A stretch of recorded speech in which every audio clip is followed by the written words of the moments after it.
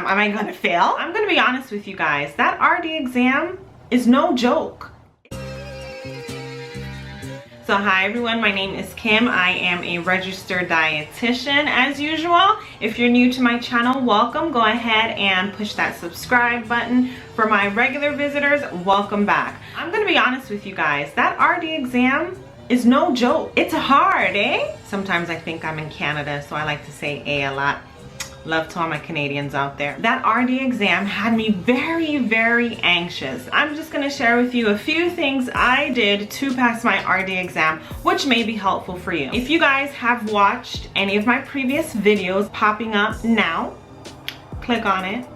You guys will know that I did my internship with the United States government. So my internship had a very heavy clinical base and clinical foundation. So towards the end of my internship director was encouraging all the dietetic interns to go ahead and start applying for a job because you're going to be RD eligible. So for those of you that do not know, basically what RD eligible is, it's when you're finished with your internship, you haven't taken your exam, but you can still apply for a job and have a dietitian co-sign on your notes. So that's what we all started to do.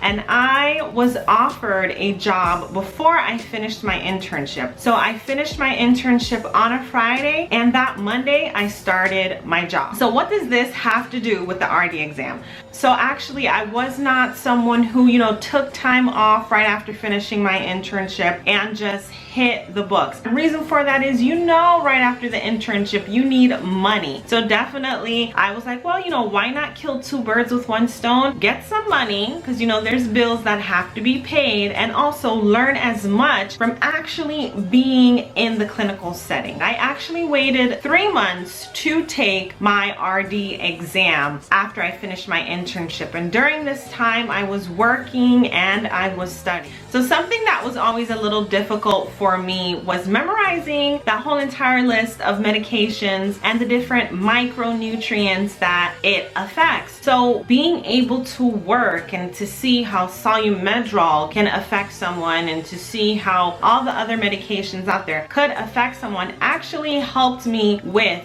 my study. Another tool that I used was this book that I have right here in front of me.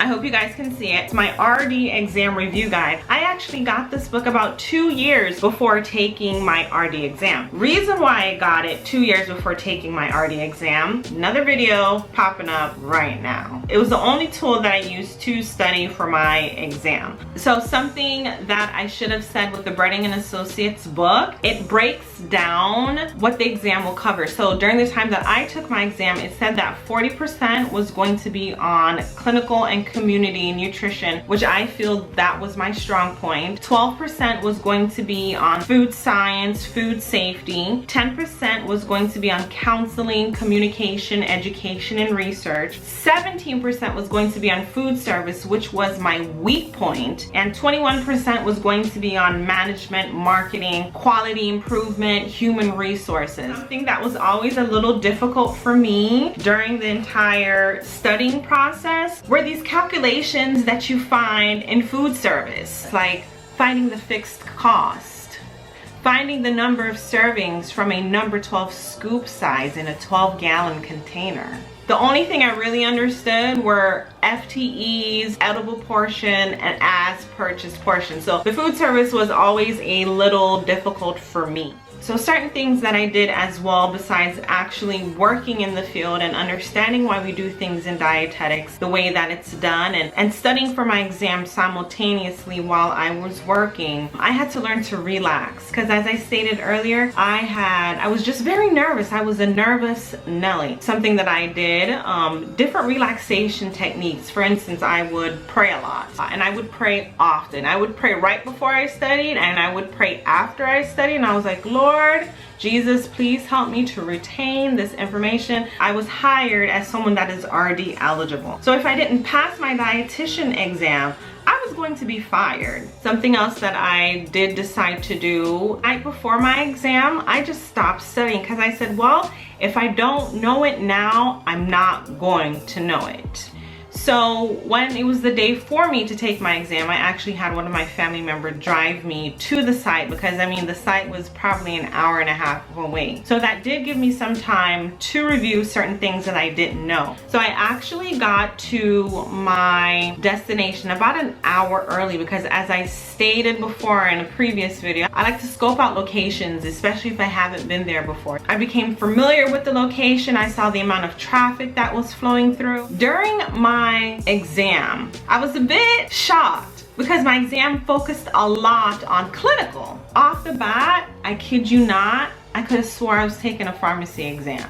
Now, I don't remember how many questions I actually got on the exam. My dietetic internship director said something to me, don't quote me on this, like it was like 200 questions on the test. I can't remember. So the way how the test works, you have, and don't quote me on this because I mean I took my exam a while ago, about 200 questions if I'm not mistaken, and my internship director said the test will shut off on you automatically as soon as you get enough points to pass. With that 200 questions, she was saying, okay, like the test is automatically gonna shut off as soon as you get the proper amount of points. So when I got to question like 180, I was like, okay. I was like, God, why isn't my test shutting off? Am I gonna fail? And 181, test is still going. 182, 183, and I'm sweating, and then I paused and I said a little prayer. So I got to question 188, if I'm not mistaken, and my test shut off. Congratulations, you passed. And I was like, all right, I'm a dietitian. Because you guys know I had a lot on the line. I had this job that I wanted to keep at my local hospital. And granted, I worked for 3 months. So coming right out of my internship, I mean, I didn't get the time to sit down and just delve myself into the information. So there were 6 of us in my dietetic internship class, and one of the dietetic interns took her test. She was the first one. She took her test like 3 weeks after the internship finished. And I was the second to last person to take my test. And I also got like a lot of situational questions where 2 answers could be right, but it likes to use, you know, what is the best answer. Gosh. So these are just a few tips, few things that I did to pass my RD exam. For the other dietitians out there, please leave in the comment section below, what are some things that you did to pass your RD exam? What are some tips that you want to give future dietitians, dietetic interns, because now is that season where you guys are about to take your exam. As always, remember to like as well as subscribe. Thank you guys for watching. Have a good day. Bye.